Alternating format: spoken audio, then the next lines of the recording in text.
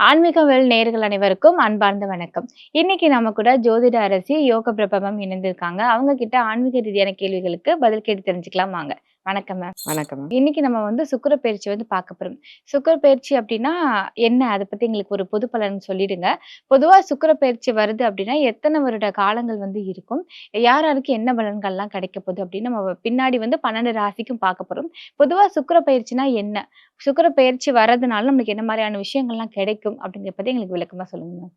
பொதுவா பார்த்தீங்கன்னா, சுக்கிர பயிற்சி 1 மாதம் மட்டும் தான் இருக்கிறது. ஆனா, அந்த 1 மாதத்திலேயும் பார்த்தீங்கன்னா, அதுக்கடுத்து வரக்கூடிய ஒரு பலன்களுக்கு உண்டான ஒரு அடித்தளம் போட்டுட்டு போயிருவாரு. அவர்தான் சுக்கிர பயிற்சி.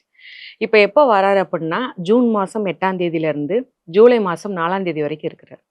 இந்த 1 மாதத்துல புதுசா அதாவது சுக்கிரன யாருக்கு காரகத்துவம் சொல்லுவோம்னு பார்த்தீங்கன்னா, ஆடை, ஆபரணம், ஒரு பிரம்மாண்டம்னாலே நம்ம சுக்கிர பகவான தான் சொல்லலாம். அதனால புதுசா ஆடை, ஆபரணம் வாங்குறதுக்கு ரொம்ப ஆர்வமா போட்டி போடுவாங்க.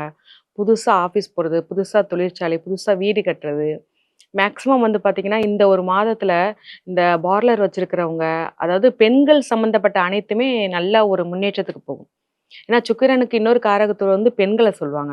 ஸோ நறுமணம் சார்ந்த பொருட்கள், இது அனைத்துமே ஒரு வெற்றி ஒரு நார்மலா இருக்கு. இன்னைக்கு தான் கடைய ஓப்பன் பண்ணியிருக்கேன்பா. எனக்கு வருமானம் வருமா இல்லையான்னு கேட்கறதுக்கு இந்த 1 மாதத்துல பார்த்தீங்கன்னா, அடிச்சு அவங்க பிரான்ச்சஸ் போடுற மாரியான ஒரு பெரிய மாற்றத்த குடுப்பாரு. முக்கியமா இந்த கலை, கவிதை இந்த மாரியான துறைகள்ல, நாடகத் துறையில பார்த்தீங்கன்னா, ரொம்ப ஒரு பெரிய மாற்றத்த கொண்டு வருவாரு. இது இது நார்மலா ஒரு வீடு கட்டியிருக்காங்க.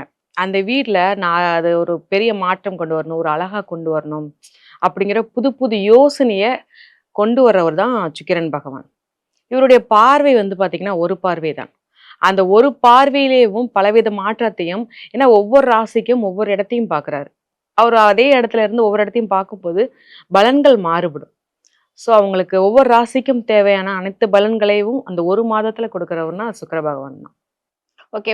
பொதுவா இந்தந்த ராசிக்கு சுக்கிர பயிற்சி வந்தா, இந்தந்த ராசிக்கு கூடுதல் பலன் இருக்கு. அப்படி ஏதாவது பொதுவா சொல்ல முடியுமா? பொதுவா பார்த்தீங்கன்னா, மெயினா சொன்னது பார்த்தீங்கன்னா, இப்ப புனர்பூசம் 3ல இருக்கிற ஆ சுக்கிரன் பகவான் மிதுன ராசியில இருக்காரு. அவர் புனர்பூசம் 4ஆம் பாதமான கடக ராசிக்கு வராரு. பொதுவாகவேவும் ஒரு புதிய முயற்சி எல்லாமே வெற்றியை கொடுக்க போறாரு. ஒரு பிரம்மாண்டமான வெற்றி. அதுவும் பெண்களுக்கு உண்டான மாதம் சொல்லி இத சொல்லலாம்.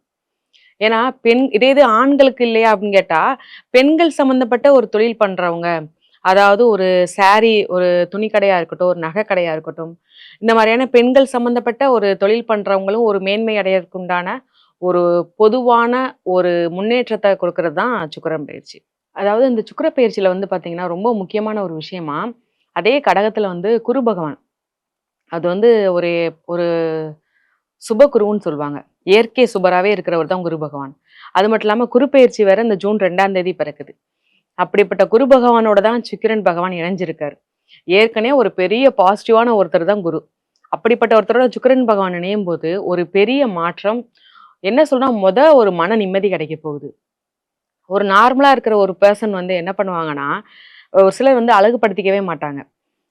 என்ன அழகுபடுத்த ஒரு முக்கியமான ஒரு இடத்துக்கு போனாலும் பரவால்ல. ரொம்ப சிம்பிளா இருக்க விரும்புவாங்க. ஆனா, அவங்கள பத்தி பின்னாடி நெறைய வார்த்தைகள் பேசி ரொம்ப காயப்பட்டுருப்பாங்க. ஆனாலும் என்ன, இல்ல வேணாம் பரவால்ல அவங்க சொன்னாலும் என்ன அப்படின்னு சொல்லி எந்த ஒரு மாற்றமே யோசிக்க மாட்டாங்க. ஆனா, அவங்க சார்ந்தவங்க ஃபீல் பண்ணுவாங்க.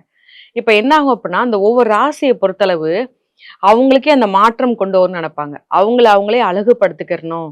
அதன் மூலமா அவங்களுக்கு கான்ஃபிடன்ஸ் அதிகமா இருக்கும். ஸோ, இந்த டைம்லலாம் நம்மள அழகுபடுத்தக்கூடாது, வேண்டாம். ஏன்னா மேக்ஸிமம் பார்த்தீங்கன்னா, ரொம்ப ஒரு அழகு சாதன பொருட்கள் மேல விருப்பம் இருக்கிறவங்க, ரொம்ப அதுக்கு முக்கியத்துவம் குடுக்குறவங்க ரொம்பவே கான்ஃபிடன்ஸா இருப்பாங்க. நார்மலா இருக்கிற பெர்சன விட அவங்க ரொம்ப கான்ஃபிடென்ட்டா இருப்பாங்க. இப்ப அந்த மாற்றம் அவங்களுக்கு வர ஆரம்பிக்கும். தன்னைத்தானே அழகுபடுத்திக்கிறது, தன்னைத்தானே ஒரு நம்பிக்கைக்கு, ஒரு பெண்கள் சார்ந்த விஷயத்துல ஒரு வெற்றி, தைரியம் கிடைக்கக்கூடிய மாற்றமா, அதுவும் குருவோட சேர்ந்து இருக்கிறதுனால, பெண்களுக்கு ரொம்ப சப்போர்ட்டா இருக்கும் இந்த பெயர்ச்சி. அடுத்ததா கன்னிராசிக்காரர்களுக்கு பார்க்க போறோம். இந்த சுக்கிர பயிற்சி கன்னிராசிக்காரர்களுக்கு எப்படி இருக்கு? குறிப்பா அவங்களுடைய காதல், திருமண வாழ்க்கையில எப்படி இருக்கு மேம்? கன்னிராசிய பொறுத்தளவுக்கும் பார்த்தீங்கன்னா, அவர் 11ஆம் இடத்துல இருக்கார். பார்வையா 5ஆம் பார்வையா பார்க்குறாரு. கன்னிராசிய பொறுத்தளவுக்கும் பார்த்தீங்கன்னா, ஒரு இடத்துல ஒரு ஆண் இருக்காங்க. ஒரு வீட்லயே பார்த்தீங்கன்னா, ஒரு ஆண் இருக்காங்களா, அவங்க பெண் மாரியா இருப்பாங்க. அதாவது அவங்களுடைய குணம். நம்ம வேலைய பார்த்துட்டு போயிருவோம்ப்பா. ஏதாவது ஒரு சண்டை வீடுக்குள்ள நடந்தாலும் சரி, எனக்கு இதுக்கு சம்மந்தம் இல்ல. உங்க வேலை ஏதோ அத பார்த்துட்டு போயிருங்க. நான் என் வேலைய பார்த்துட்டு போறேன்னு ஒதுங்கி போயிருவாங்க. ரொம்ப ஆர்கியுமெண்ட்டோ, ரொம்ப பெரிய இது ரொம்ப ரசனையான ஒரு பெர்சனா இருப்பாங்க. அது ஆணா இருந்தாலும், பெண்ணா இருந்தாலும். அதே இது அந்த கன்னி ராசியிலே பெண்ணா இருக்காங்கன்னா, ஒரு ஆண் அதாவது எதுக்கும் பயப்பட மாட்டாங்க. நான் என்னனாலும் சரி, என் முடிவு தான் இருப்பேன். என் இஷ்டம் தான் இருப்பேன். அப்படிங்கிற ஒரு எந்த ஒரு இதுலயுமே பயப்படாம ஒரு தைரியமா இருப்பாங்க. நான் நைட்டு 1 மணிக்கு கூட வெளில போவேன். நான் தைரியமா போவேன். எனக்கு என்ன பயம்? அப்படிங்கிற மாரியான ஒரு தைரியம் அதிகமா இருக்கக்கூடியதுனா கன்னிராசிக்கு சொல்லலாம். அதே கன்னிராசியில பயந்தவங்களும் இருப்பாங்க. அப்படிப்பட்டவங்க தைரியமா இருக்கக்கூடிய என்ன ஒரு முயற்சி பண்ணாலும் சரி, வெற்றிய குடுக்குது. ஒரு கணவன் மனைவி இருக்கட்டுமே, ஒரு காதல் வாழ்க்கையா இருக்கட்டும், ஒரு ஒரு அந்யோன்யமான ஒரு சந்தோஷத்த குடுக்கக்கூடியது. காதல்ல வந்து பார்த்தீங்கன்னா, ஒரு ஒற்றுமை இவங்களுக்கு ஏற்பட போகுது. மேக்ஸிமம் வந்து பார்த்தாங்கன்னா, இவங்க வீட்ல ஏற்கனவே சொல்லியிருந்தாலும், தடங்கல் வந்து சண்டை வந்து நெறைய நடந்திருக்கும். இப்ப கன்னிராசி நேயர்களுக்கு. அப்படிப்பட்டவங்களுக்கு இப்ப பரவால்ல நான் ஏத்துக்கிட்டேன். ஒண்ணும் பிரச்சனை இல்லைன்னு சொல்லி, அவங்களுடைய ஏதாவது ஒரு உறவு பெண் மூலமா மேக்ஸிமம் அவங்களுடைய சகோதரிகள். ஏன்னா இது வந்து 11ஆம் இடத்தையும் இது பண்றதுனால, அவருடைய ஒரு அத்தையா இருக்கலாம். அல்லது அவங்களுடைய ஏதாவது அத்தை வழியில ஒரு அந்த மாரி உறவு மூலமா, இல்ல அக்கா வழி உறவு மூலமா, அவங்களுக்கு ஒரு பாசிட்டிவான பதில் வரதுக்கு உண்டான வாய்ப்பு நிச்சயமா இருக்குது. Okay ma'am. அடுத்ததா குழந்தை பாக்கியம் வேணும்னு வெயிட் பண்ணிட்டு காரர்களுக்கு அந்த குழந்தை பாக்கியம் கிடைக்குமா? ரொம்பவே கிடைக்கும். ஏன்னா சுக்கிரன் பகவான் வந்து பார்த்தீங்கன்னா, 5ஆம் பார்வையா பார்க்குறாரு. அ அப்படி இருக்கும்போது 5ஆம் பார்வை நம்ம எத சொல்வோம் அப்புட்ன்னா, குலதெய்வத்தையும் முதல்ல வந்து குழந்தையும் தான் சொல்லுவோம். ஏன்னா அந்த குழந்தை வரம் உள்ளவங்களுக்கு இதுக்கு முன்னாடி எவ்ளோ தாமதமா இருந்தாலும் சரி, அது எப்படிப்பா எங்களுக்கு இத்தன வருஷம் தாமதமா இருந்துச்சு. இப்ப எப்படா கிடைக்கும்னா, நிச்சயமா கிடைக்கும். ஏன்னா சுக்கிரன் பகவான் ஒரு பெண்ணுக்குரிய காரகர்.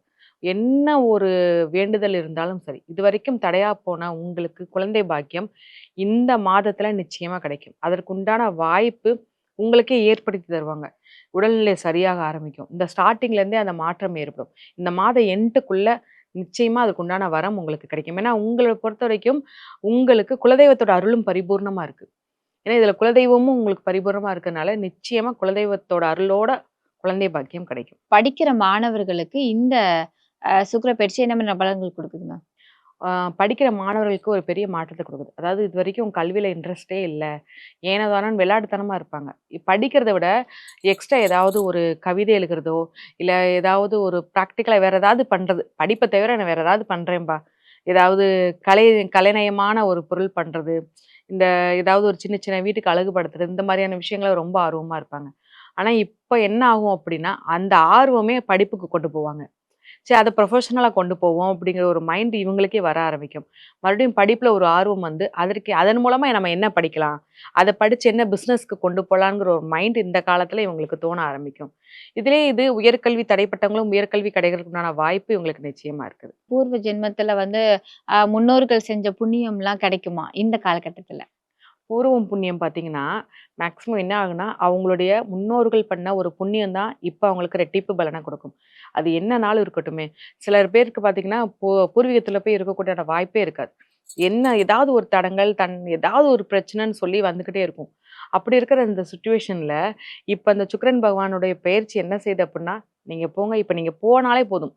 போயிட்டு 1 மணி நேரத்துல திரும்ப வரணும்னு நெனச்சாலும், உங்களுக்கு அங்க உள்ள சூழல், இல்ல தடைகள் எல்லாமே தகன்று, நீங்க அங்கேயே இருக்கக்குண்டான வாய்ப்பா ஏற்படுத்தி தராரு கன்னிராசினியர்களுக்கான இந்த சுக்கிர பெயர்ச்சி. ஓகே. அடுத்ததா மேம் கன்னி ராசிக்காரர்களுக்கு வந்து லாபஸ்தானத்த பத்தி சொல்லுங்க மேம். ஏன்னா, இவரு மெயினா வந்து 11ஆம் இடத்துல தானே இருக்காரு. அப்படிங்கும்போது லாபஸ்தானத்த தான் குறிக்குது.